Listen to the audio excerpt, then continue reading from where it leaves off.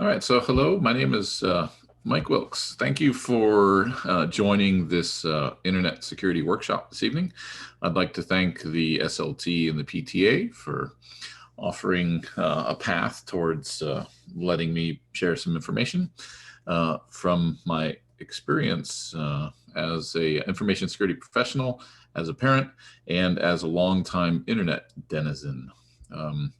Our kids are, kind of digital natives, right? They're grown up in all of this, and us, we're sort of what you might call digital immigrants. And so hopefully you'll find this of value.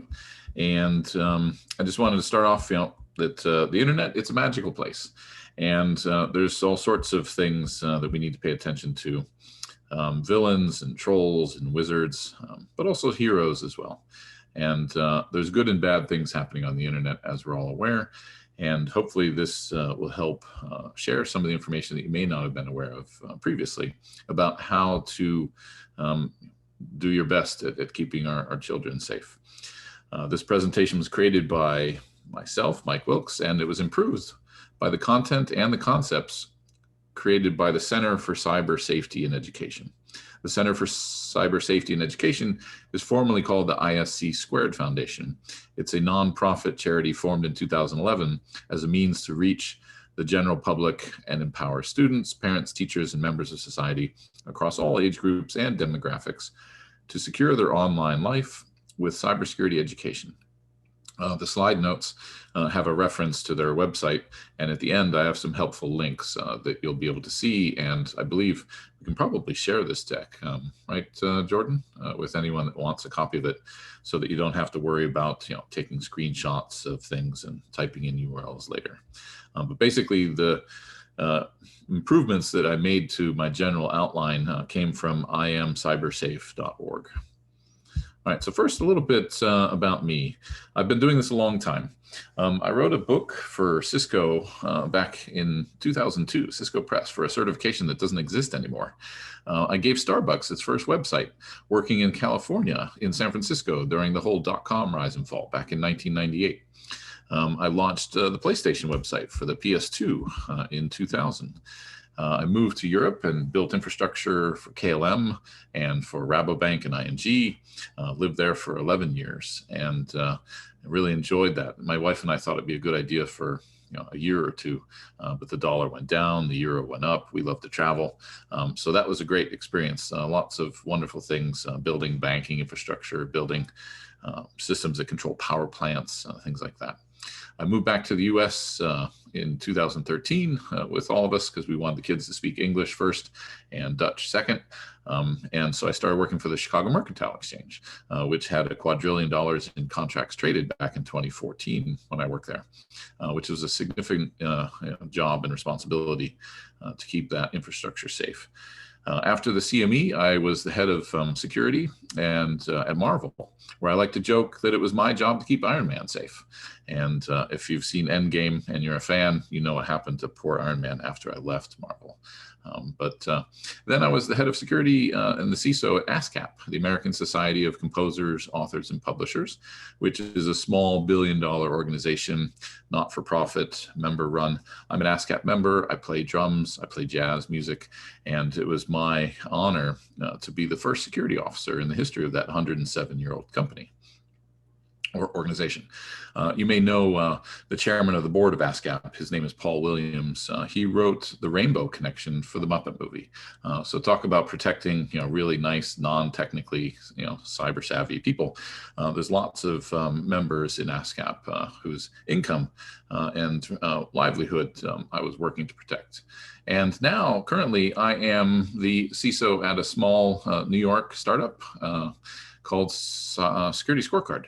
And I've been enjoying working there and kind of hired in, during the pandemic, sight unseen, never actually been into the office. And anyway, that's our business, to understand lots of things about the internet and cyber risk. And so I hopefully can share some of my experience and knowledge with you this evening to your benefit. And of course, it's not just me and my perspective that you should listen to. You should decide what's right for you and your family.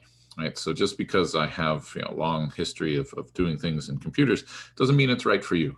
A lot of technologists that I know from my days back in California during the dot-com rise and fall, kind of the roaring 20s for my generation, a lot of them, eschew technology and try to keep the screen time to a minimum, and like to send their kids to Montessori schools and play with blocks and sticks and cardboard boxes for as long as possible. So the whole spectrum, I believe, is available to us, and I will offer my opinion. So for today's agenda, I could go on for hours. I'm also an adjunct professor at NYU. I teach cybersecurity to graduate students. And so I won't give you one of my 2.5-hour lectures tonight. I'm going to keep it simple. And this is going to go through stranger danger. We're going to talk about parental controls, password managers, and then that link of helpful resources, and save some time at the end for Q&A, because I presume that some of you will have some questions either right away or after seeing some of the things that I wanted to share with you. All right, so let's talk about stranger danger. The first thing to say about stranger danger is that 30% of children age 8 to 14 use the internet in a way that they know that their parents would not approve. The Center for Cyber Safety and Education recently conducted this study of 4th through 8th grades, and they found that nearly 30% of the students are using the internet in a way they know their parents would not approve. So what are children doing online that is causing so much concern? Well, they're chatting in apps. They're using webcams. They're posting videos and photos. They're staying up way too late. They're purchasing apps. They're purchasing virtual app money and currencies, V-Bucks and things like that, and Robux. And of course, they're sharing information, sharing personal information, perhaps too much personal information. So online safety training, it can start at any age, really, and it needs to be practiced in order to become a habit. So making good decisions doesn't happen without exercising our mental muscles. And there are many positive experiences for children online, listening and learning how to become creators and makers of things, and not just consumers, passive consumers of content. And so for myself, I really enjoy the fact that my kids can go into Minecraft and not be attacked by zombies and worry about dying, but instead they collaborate and they build a house together, and they say, well, I'm going to make the walls. Okay, well, I'm going to make the garden. And this whole empowerment through technology is something that I think is a useful aspect to focus on. But of course, all of these other behaviors can be quite worrisome. Of course, we should mention it. It goes without mentioning, but we will mention it, and I will mention it. There is no delete on the internet, right? Things last forever. Online activity and posts could be available to everyone, including future employers, colleges that you may apply to. What might seem like a harmless or a funny meme now that you're posting could very well be seen in a very different light in the future. So treat others the way that you would want to be treated now, and help communicate this as a core principle, a value for our children to understand and to embody and to live by. One example of the internet lasting forever, let's dial it back to the year 1999. As everyone was worried about the millennium bug, and time itself was rolling over from a 2-digit date of 99 to 00. On the left here, you see Microsoft's homepage in January of 1999.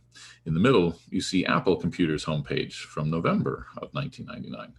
And on the right, you see the website that I actually built and used to operate called Click, which is a worker-owned cooperative in the Bay Area. This particular time travel moment is brought to you by the Wayback Machine. If you've never heard of archive.org, they try to index and archive the internet as a historical project. And so there's lots of ways to sort of look back in time. And of course, social media and all of the posts and all of the communication and conversations that we're having will eventually, I think, be recorded forever and won't be deletable. And people, I think, in the future will look back nostalgically at this point in time and say, wow, privacy was actually possible. You can actually have a conversation that wasn't recorded. And they will feel, like I said, nostalgic about the ability to actually have a private conversation. One of the things, of course, in stranger danger, and I don't want to alarm anyone here, but this is a 2015 map of New York City using data from the New York Public Registry of Sex Offenders. Obviously, some of these people are actually incarcerated on these orange dots, and so they're not available, and free roaming on the list, but many of them are. And of course, on the internet, geography is fairly irrelevant. So a lot of these folks are predators and are working out ways to approach and make inappropriate requests and engage with our children. And so that's just one, so I guess, sort of visual that I wanted to throw out regarding the New York Registry of Sex Offenders. But it's important to remember that it's not just about being wary of strangers, given the statistics that we know about abuse, because it usually involves someone familiar with the victim. I think it's 80% of girls and 60% of boys actually know someone that was approaching them or had done something inappropriate. And of course, it's important to point out that you can never really know a digital person's location, age, gender, their intentions, or their identity. Social media can easily become a bit of a popularity contest with our children as they get older. And children will often befriend simple acquaintances and even complete strangers in order to appear more popular. And so this is something that we need to speak to our children about and make sure that they understand that someone playing a game of Fortnite or Robux or what are some other games the kids are playing, Among Us, that person may not be the 9-year-old that they're pretending to be, right? Or the 12-year-old. And so it's just important to make sure that we talk to our kids about identity and people's ability to be deceptive on the internet for certain.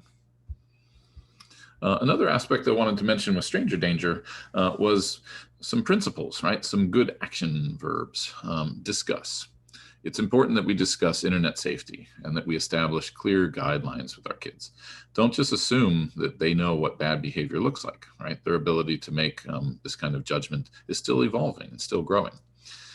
We're responsible for supervising their use of the internet, checking their posts, looking at their browser history. And I can help with some of the links and some of the slides that come on in a minute as to how you can do that if you're not in a position to be doing it already right now. And of course, we need to review the games and the apps and the social media sites that you are or are not letting your children view and engage with. We need to then, of course, adjust the privacy settings and parental controls, because what you may set up for your kids today in April of 2021 is probably not going to remain the appropriate settings and controls for them in 6 months or a year from now. And so it's a dynamic thing. It's a constantly moving target. What can they do now? What can they do that's new? How safe is it? How comfortable are you with your visibility into what they're doing on a particular site or with their school accounts or with chat apps and things like that. And then, of course, lastly, we need to encourage everyone to report inappropriate behavior. This idea that together we are stronger than we are alone, and if we're aware of it, you can report it to the moderators for the games and the social media sites when you are aware of inappropriate behavior. So, for example, if you're watching over the shoulder and watching your child's engaging with a friend, and playing a game, and maybe there's someone that they both don't know that has joined in, you can sometimes hear them conversing and asking questions or answering questions, and oftentimes it's quite innocent and harmless, and it's just your kids playing with other kids. But other times you may find that there's flags going off and people asking questions that don't really seem like child questions. Like other topics that we discuss with our children, the sooner that we make a habit of discussing these ideas, the stronger the foundation will be for them. And they'll be more comfortable sharing information with you if they know that they have the chance to mention something every day or every week that is new or piquing their curiosity. cyberbullying, identity theft, hacking, sharing codes and links with their friends, V-Buck scams. Kids want to get free V-Bucks. They can be enticed into filling out information about your zip code and where you live. Let's see, what was the other thing I wanted to mention? Of course, an extended family, sharing links with your friends and extended family, these can be discussed in age-appropriate examples. And you can use examples of current events in the news as well, around hacking and compromises and things that are keeping the topic going, and not just saying we've discussed it once, I want you to remember it. We need to reinforce it, right? That mental muscle needs to be exercised. Just because there's a logo for Microsoft or Fortnite or Robux, it doesn't mean that it's actually a sanctioned or legal site or page. Sometimes the kids and even the adults that I know can't tell the difference between a scam or site, using a logo and the actual corporate legal application or website. And of course, there are many scams that are aimed at internet users, both young and old. Stranger danger can occur over email, websites, chat, games, social media. And here, one of the statistics that I looked up was 50% of the surveyed children are on the internet after 10 p.m. on a school night, not doing homework. 90% have their phone, tablet, or computer in their room. So we need to set, I think, clear guidelines, especially at night. Prevent usage in private of these devices. Keep devices in a central location, and try to keep any bedroom computers with a screen facing the door to make it easier to catch a glimpse of their activity throughout the day. Because we're working from home, we have busy lives, we can't constantly be supervising what's going on. And of course, many of our devices come with parental controls, but they must be configured and they must be turned on. So let's talk a little bit about that in a second. One last thing I wanted to mention about stranger danger. You may or may not have heard of these secret testing apps and messaging applications that exist in the Google Play Store and in the Apple Store to some degree as well. Some of these apps actually appear to be calculators or other innocent looking apps. Most kids, they think it's kind of cool to have like a super secret messaging tool. You have to type in a number on a calculator and then suddenly, it pulls up a messaging app. And that way they can kind of hide it from you. But often there's adware or malware dangers in these applications that can harvest your personal information and potentially inspect the contents of other apps and services, which we don't want. And so that's an important example of not every app is what it appears to be. So let's talk about parental controls. Most parents, like I said, are digital immigrants, but our children are what we might call digital natives. They, unlike us, were not. They were born into a world of connected devices, multiple screens, and multiple literacies. But let's not hit the panic button just yet.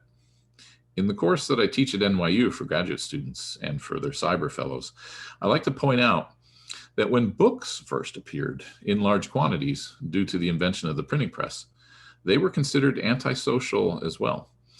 Just like smartphones are now, a majority of the world's population over the age of 15 could not read or write until around the 1950s. That's about 500 years after Gutenberg's improvements to the printing press. So bookworms with their faces and their minds entranced and transported to fantastic realms of the imagination, hearing the voice of the author speaking to them from books. And of course, the power to publish was being democratized with the spread of literacy, just as the power to publish has been extended even further with the internet. And of course, that's a double-edged sword. For better or for worse, there are a lot more voices out there now. Not just everyone watching the evening news with Walter Cronkite and being on the same page narrative-wise as to what's happening in society. And so I think I just wanted to mention that book example because remember, the world was illiterate at the time, and everyone thought that, like I said, books were antisocial. All right, so for parental controls, if you have a Windows device, a Microsoft device, you can actually go and create a family account, and you can enroll your children. And the reason for doing this, the benefit for doing this, is that you gain the ability to set screen time limits on their Windows devices. You can filter content. you can actually see some of their activity. And you can also do location awareness and check if they have a device that has Wi-Fi or a GPS capability. So what can we do? We can do plenty of things. We can, like I said, enlist in parental controls. It's getting much easier to use and better every day. One of the aspects for parental controls on a Windows device is that Microsoft will send you a weekly summary email providing reporting on multiple devices for your enrolled family members. And this can include grandparents because we have to work both ends of the spectrum, right? Grandparents and technical literacy as well as children. I think this particular example that I have here is an actual email that I got that talked about my son's use of a Windows 10 PC called Jarvis. And so I can show you an example. This particular one is not of his usage. If I remember correctly, I got this one. Actually, this may be his work. There are many in-app parental controls that can be enabled on top of the device parental controls. And it's possible to set up your own servers for some of these games like Minecraft and to only invite classmates and friends to them. So if you have someone in your social circle that can actually set up a safe Microsoft server, then you can invite the kids there with their gamer tag, and you can control and know who they're playing with and not have to worry about them wanting to go join some random server and having, like I said, complete strangers being able to interact with them. And so this is one of the reports for a week of activity. Obviously, Zoom is way up in usage these days, given that's the delivery platform for my son for remote schooling. He's got some Minecraft in there and some Fortnite. And I don't necessarily, like I said, view the Minecraft time as bad because he's building worlds. He's learning principles of architecture and cooperation with his sister. And some time spent playing Fortnite over the week as well. Let's see, this one's an example of one I found on the internet. This particular one's not my son's weekly screen time, but it also gives you nice visualizations as to how many hours and on which device. If you have multiple devices that are Microsoft OS, whether it's a Windows laptop or an Xbox gaming device, you can actually see those rolled up together.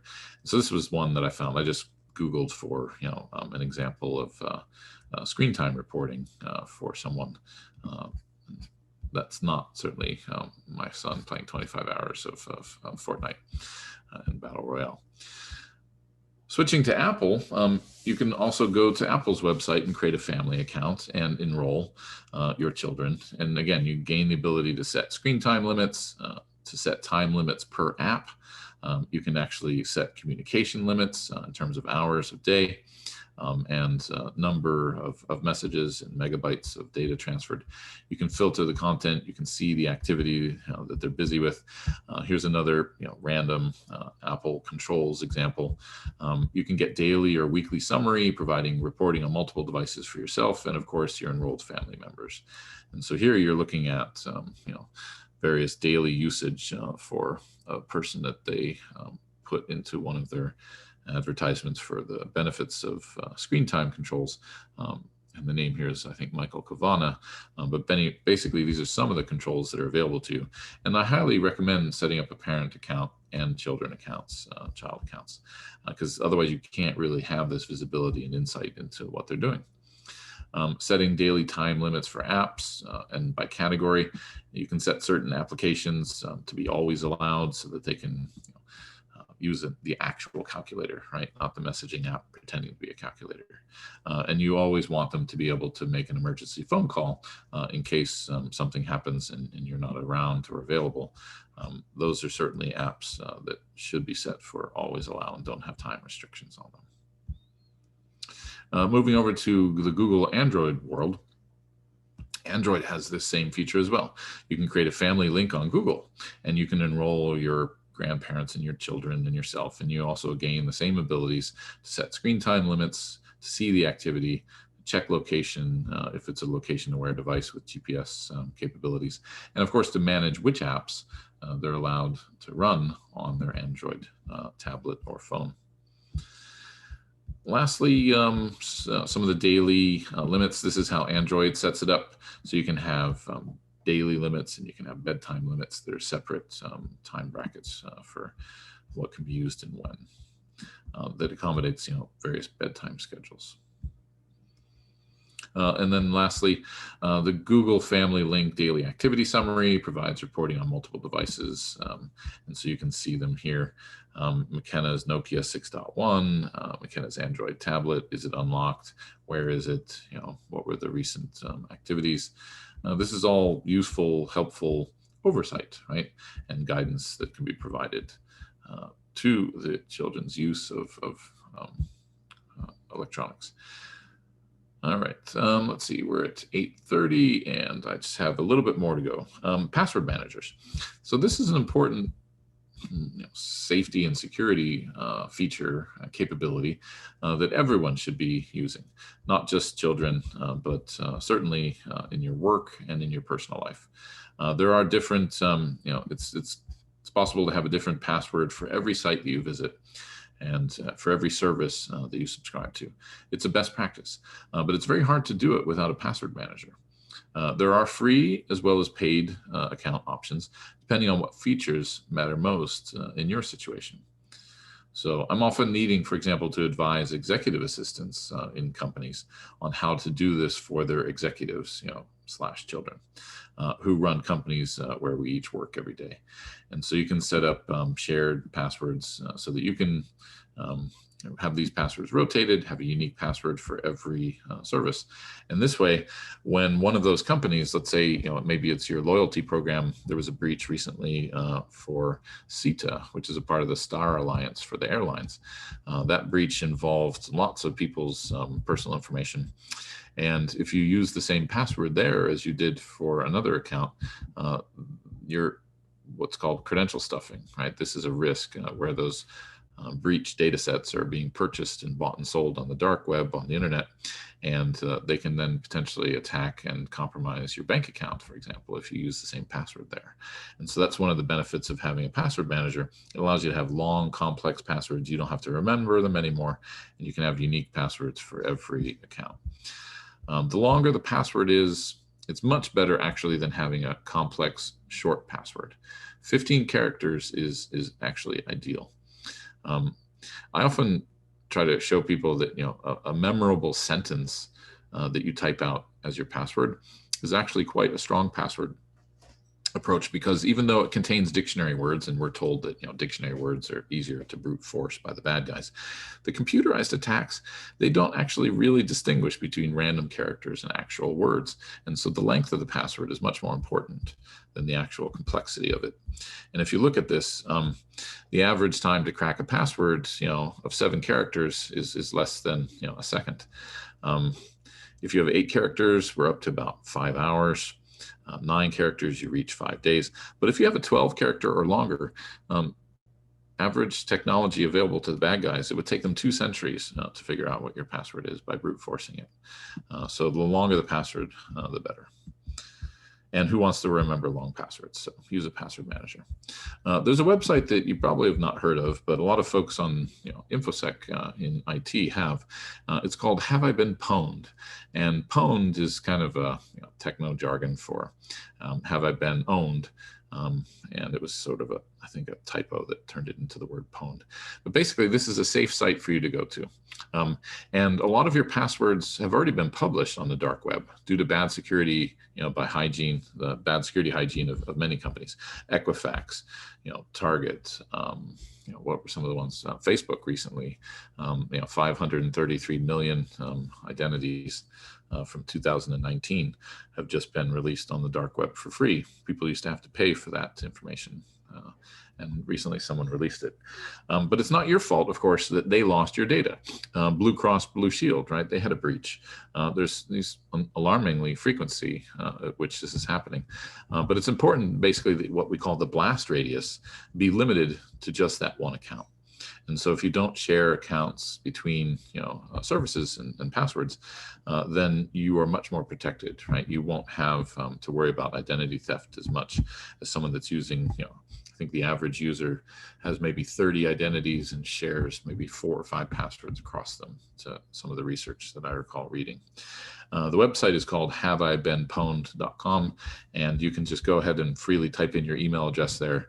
And of course, you'll come back with lots of batches. I think there were about 8 breaches where one of my primary email addresses was used. And I've, of course, rotated my password since then, and that's the policy that everyone should adhere to rotate your passwords and keep them long and strong and unique. But anyway, it's a useful site to go and check, just to sort of get a sense of whether or not your email address has been a part of a breach. And it's, like I said, it's safe to type in your email address there. It's a trusted security professional that operates it. Lastly, the helpful resources, and then we can move into the Q&A. And like I said, don't worry about trying to write these down, but I'll pull up a couple of them on my browser here just to show you. And I linked them to each of the topics that I wanted to address: stranger danger, parental controls, how to set up a Windows account for your family, or Apple if you're a Mac and Apple household, or Android. And then, of course, links to the password managers, just 2 of the ones that I've recommended in the past: LastPass and OnePassword.com. You can check your breach for emails at Have I Been Pwned. And then, of course, the Department of Justice has some guidance on keeping kids safe online. And I put in a link as well to the American Psychological Association's thoughts on screen time, although that's not really the topic tonight. We're just talking more about safety and not necessarily about parental choices as to how much screen time is too much or how much is too little. What I can do is I can pull up the cyber savvy kids. You can see that, right? So this one's good because it has useful information, for families and for educators. You can sign the Digital Bill of Rights. You have a technology pledge. They have some tools that you can use. There's information here for educators and programming if you want to do a workshop of your own and spread the word and talk among your pods and your cohort of parents. They have a cyber safety news feed, and so there's good information here available on how to get involved and some of the stats that I used in the presentation. The other one that I wanted to highlight was the Center for Cyber Safety and Education. It used to be called ISC Squared. They've actually used Garfield in some of their younger education programming on cyber safety adventures. And so the kids enjoy seeing Garfield, talk to them about various topics. You can see down here, for example, cyber safety adventures for privacy, on safe posting, on cyber bullying. And so there's plenty of content available that is age appropriate and suited for children to consume with your help to make sure that they're as prepared as possible and almost technically inoculated against some of the dangers of the internet by becoming familiar with them and talking about them with us, their parents, guardians, and caregivers. So with that, that takes me to the last slide where I was just going to say, oops, wrong direction.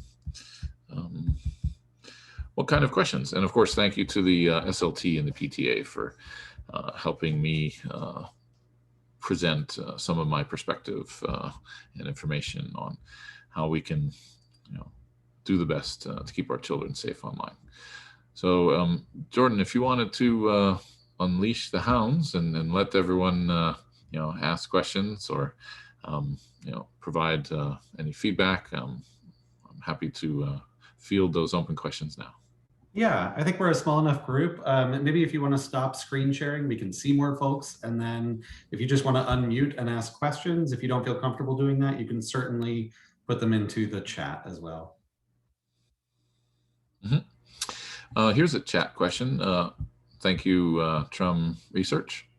How would you recommend we store or help our kids store their passwords? So shocked at how many passwords they have now.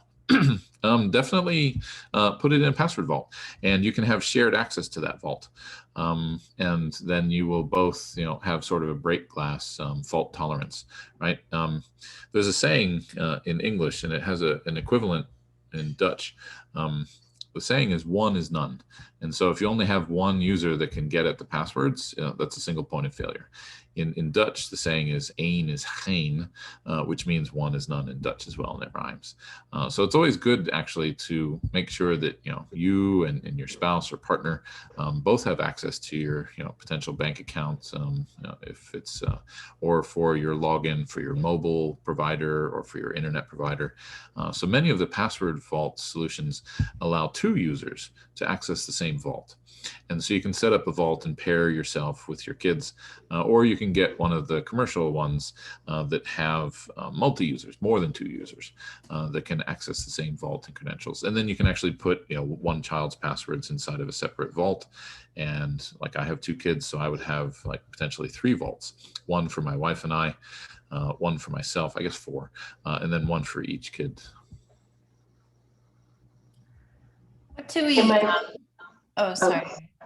What do we have? What are some of the things that we should talk to our kids about? Some of the less obvious things of what some predators in some of these games are like, what are the kinds of things that they would say or that they would be asking them for, or that kind of, how do they start this process of trying to gain trust? Like what are some of the things we should talk about? Again, I mean, there's some obvious things, but some of the less obvious things. Sure. I remember hearing something recently where a predator was pretending to be a company member for Epic Games who make Fortnite. And so they were actually coercing the child into offering inappropriate photos or comments and answers to questions because they didn't want to get banned from playing Fortnite. And so they were impersonating somebody working for a company. So coercion, force, threat of force is not beyond some of these bad actors. But in general, it's more of a soft touch, right? It's a confidence game. They want to walk up to an inappropriate interaction slowly. They're not just whipping it out, as they say, and so they're basically going to ask innocent questions. What's your favorite food? Do you have a dog? What kinds of things do you like to do? And then eventually the questions turn, like I said, more inappropriate, and they ask them to share photos or videos, and that's when obviously the line has been crossed. And if the child has been versed in conversation with you about what's appropriate or inappropriate behavior, you can agree to communicate that with them, and they can feel comfortable telling you, what kinds of interactions they had with these digital, identities in these games. So that was one example that I had heard about, where they were kind of abusing the power relationship of games. How are they suggesting, sorry, not to take up too many questions, but how are they suggesting that this information, like, I'm not too familiar with Fortnite, my kids don't play it, but in a Roblox chat, as an example, you can't send, like, how would they suggest to send that information? Do they have a phone? Do they have a phone number? And so they actually look for an out-of-band communication channel. Yeah, so they ban all the numbers and everything. I'm just wondering, like, are there more, underground ways that they're doing this, or things that we should be looking out for, particularly in some of these chats? Mm-hmm. Well, I think that the moderation of some of these games, right? Because Roblox is actually like a game builder's platform, and lots of people can create it. And it came out of nowhere and turned into a several billion-dollar, gaming platform for them. And it's hard for them to police, so many different apps and micro apps that are running on the platform. So really, it's up to us to be that social network of observability and reporting and identifying when we think something's happening. I'd be curious if anyone on the call wanted to share any experience or example as well, because I don't need to be the only one answering these questions. These are good questions. I'm sure everyone has some of the same ideas or concerns about where we can find signals of communication headed the wrong direction.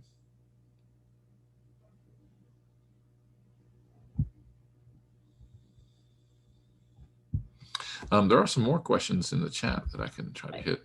Can I ask Let's see. Oh, so I'm sorry. Go ahead. No, go for it. So I have a younger kid, and so a lot of this is quite new to me, and some of this is a little elementary, I think, but I don't really understand how parental controls work when on something like a browser, when they need to be using the browser in school, and they can, like, it's like whack-a-mole where I can block one thing, but they can look up the next thing, but I can't block the browser because they need it for school, and particularly with YouTube, which they have to use for class all the time. But like, it's totally terrifying to me that my 7-year-old is on, basically unsupervised. So I just wanted to know how we can approach the sort of like different sites within an app that they need. Well, I think that's a good distinction to point out, because I mentioned it, but it may not have been immediately clear. There are device parental controls, which are aware of every behavior on the device, whether they're signed into a DOE account or if they have their own account on Apple, or for Apple ID and for playing age-appropriate games that are on a tablet or a laptop. And then there's actual in-app parental controls, and so some of them it depends. I think it's good to have both, obviously. So you want to have some policies and controls and observability, and to be able to look at the browsing history. You may not be able to whack that mole and every time it pops up its head, another website pops up, and you go and you check maybe once a week or every couple of days, and you're just sort of looking at what are the things that they've been browsing, where they're spending their time. It's tough when it's all rolled up into YouTube, and very cute little cat videos and yawning pandas can suddenly turn into inappropriate content, because there's all sorts of people trying to game the algorithms that are used to suggest what type of content to display next and what type of links. But if you do have a Google account and you do have a device control, you can actually have filters that automatically stop certain types of videos that have flesh tones, high preponderance of flesh tones in them, for example. And so there are child safe settings within YouTube and within Google, and then within Windows and Apple, right? So you have your operating system controls, and then within the app, there's additional granularity that can be set in terms of what types of content. And YouTube does the best they can to keep safe for kids as a binary kind of tag that's applied to content. But oftentimes, even with all the best money and algorithms out there to search for it, there will be some content that does find its way into a child's experience. And I think that that's part of, in my mind, part of the inoculation of our children to some of the dangers of the internet. And if they can just say, well, I'm not interested in that, and turn it off, and go and browse somewhere else, that to me is a real sort of winning combination, right? You don't need to be the police that looks at every link and that follows them after the fact and kind of be the police. You want them to at some point to emerge with a sort of self-policing set of values and a moral compass about what's appropriate content and behavior. And you can certainly see all sorts of inappropriate content in real life walking on the streets of New York City. And so I like to think that the digital sort of equivalent of living on West 42nd or in Union Square is that you see the whole spectrum of humanity. And I can't protect my kids from seeing that. I use that often as a teaching moment and talk about victims of society, and how that this person that's screaming and running down the street with their pants around their ankles is not necessarily a bad person. They are in a bad situation. And there are reasons for this, and we can think about them. We don't necessarily have to, in my mind, shield them from this. Obviously, lots of people want to live, in a more idyllic world and not be exposed to the way it is. But I always had that as a choice and as a thought when I first became a parent. Do I want to teach my children the way the world is, or the way it should be? And I think it's difficult in these times to teach them the way it should be. You want them to have aspirational goals and values about what is a just and equitable society and how people should be treated. But oftentimes the better motivation in my mind has been to show them, some of that real life diversity of experience. So hopefully that helps a little bit. A couple of the other questions that have been asked. Let's see. My son asked me if he could install Snapchat because it has cool visual effects. There used to be a kids version, but that doesn't seem to be there now. Do you have an opinion on it? Yeah, I think that there's plenty of different apps that do fun and kooky filters. Snapchat's one of them, and you can certainly put a limit on the time that they can use Snapchat if you have, like I said, enrolling them in a family account, and to be able to monitor how much time they're spending in it. But in terms of being able to do all the cool filters and to appear to be a cat, in a discussion with lawyers. I think that was one of the memes that was on recently, and the lawyer didn't know how to turn off, I'm sorry, but I'm not a cat. That is, it's like watching, what would be an example? Some of the kids shows on TV, right? You kind of want them to participate in those common culture bearing, activities, or at least I do. And, you don't want them to necessarily be isolated from it. Is there a better version out there than Snapchat? I know, YouTube is upping their game, or not YouTube, Zoom is upping their game on filters, and they can certainly play around with some of the beta effects that are there. What else besides Snapchat? TikTok, of course, is the other big one, that aims to be the only last place of happiness left on the internet, innocent happiness. That's kind of how they brand themselves. But there's lots of alternatives if you feel that Snapchat has some risks for you. Ray Walsh, does the Google Family Controls help with a Chromebook? Yes, it does. Google wants to work with Android mostly, and they have a Mac front end, but Google won't help you manage a Mac laptop or phone. So if you do have an iPad or an iPhone for your kids, you're going to want to go with the Apple controls instead of the Google. You can do both actually, though. You can do Chrome, in browser behaviors. Looks like Simon asked a password vault that my son has access to, so I can also access. Thanks. Ray had another question. I've heard the DOE Google login circumvents parental controls. What do I know about that? I know that we suffer the grief of, oh God, I can't get the Jamboard up because my default account is coming up. And I was able to talk my son through it and say that basically Google and Chrome as a web browser, they know that you have multiple personas, right? That you have multiple accounts for the same user logged into the same device at the same time. I have a good half dozen because of my work and for various security testing reasons, and I can switch between them. Basically, a little hint or tip here is that there's a /u/0, which is your default user. There's a /u/1, number 1, for your second identity. And so if you're trying to get out of the DOE account and into your personal account or vice versa, oftentimes if you just look at the location and swap out the u/1 or u/0, that will get you into the other identity. They're not perfect at it yet, switching identities within a browser. But yeah, the parental controls are locked out in some regards because the school is implementing policy for that account. And they have that, you can only have one cook in the kitchen here. But the best thing that you can hope for then is to at least have your own parental controls for when they're not in the DOE hours on Chrome. JL had a question, is there any way to block YouTube on an iPad when they need to be using Google for class? And if not, is it possible to block specific streams? For this audience, I would say no. You can actually go crazy. I know some security professionals that have, a home firewall, and they have a web application firewall that does content filtering, and they have all sorts of tools and techniques to do this. But that's not going to be your standard, toolkit that most parents are going to have available.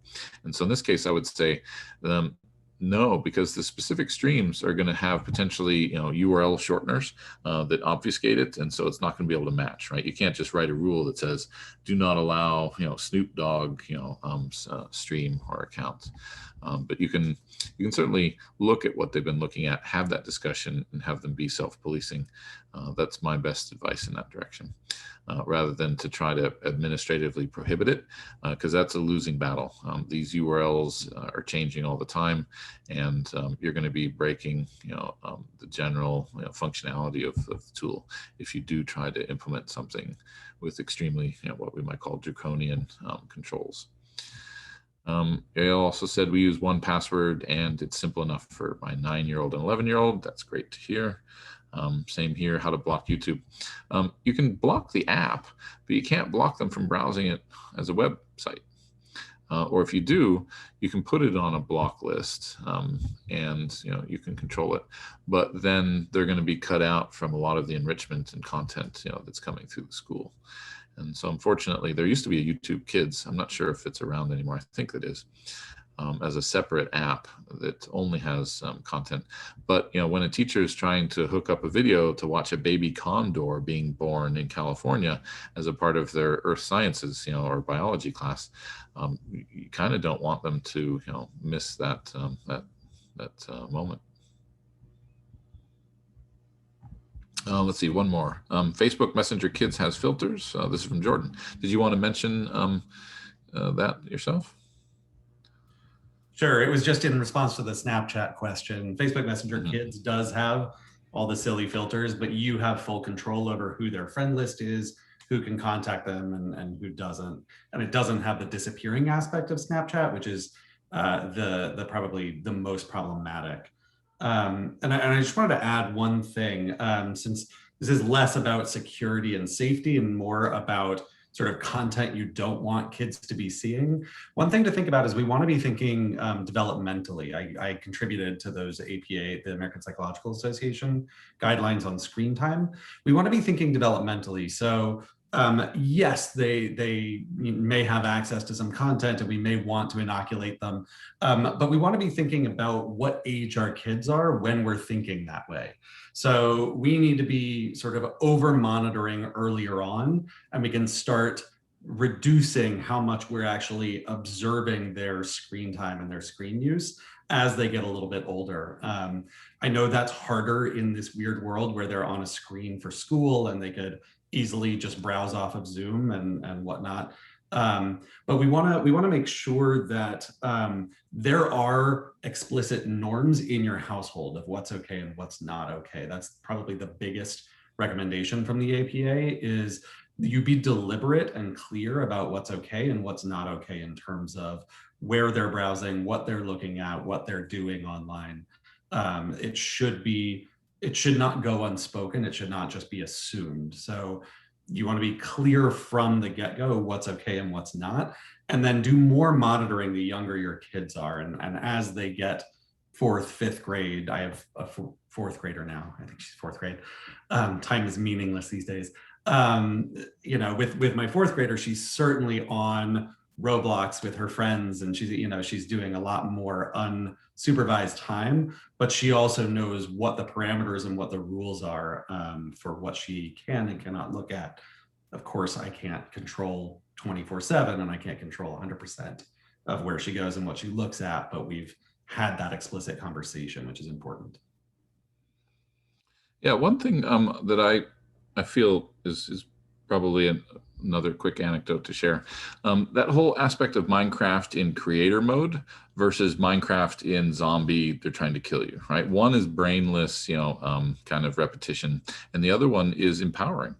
And so I don't want my son to be watching unboxings, from Brian or whatever this kid is that made $22 million, doing unboxings in 1 year. But obviously he's curious and jealous, of someone that has someone sending them toys all the time. And all he has to do is say, hey guys, hit like and subscribe. And then he opens up the toy, right? It's almost like a daily Christmas experience going on. And that's a very kind of addictive behavior. I'm trying to encourage him to be in the position of creating video. And, he asked me, how do I do streaming? And so I downloaded and installed OBS, which is a tool that helps them become a publisher, to become a content editor, and to gain some of those skills, and to not just be, like I said, mindlessly watching someone else do pranks and various memes. And so I try to steer them with positive reinforcement in my own interest, in content that is turning them into makers and creators, and eventually potentially game designers, right? There's all sorts of future selves and future paths of employment that can be, the seed for it can be planted now. Great. I think we are just about out of time. I did want to say that for anybody who has more questions, or if you want the materials from the presentation, please email us at ps11slt@gmail.com. I'll put that in the chat right there. And I can connect you with Mike. If you have questions for him, I can certainly forward those on to Mike. And thank you for joining us. And thank you very much, Mike, for taking us through this and sharing your expertise. It was super helpful. And have a fantastic night. Thanks everyone for joining. I hope you found it insightful to some degree. So. Yes, thank you very much.